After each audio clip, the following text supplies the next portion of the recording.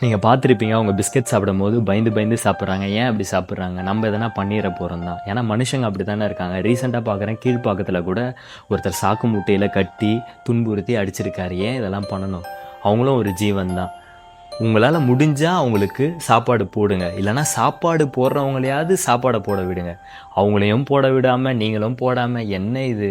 சில பேர் அப்படி தான் இருக்காங்க. அதே போல் வரப்போகிறது மழை காலம்.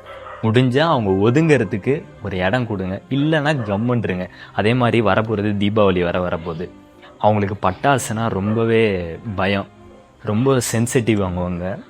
முடிஞ்ச அளவுக்கு அவங்கள விட்டு கொஞ்சம் தள்ளி போய் பட்டாசு வெடிங்க.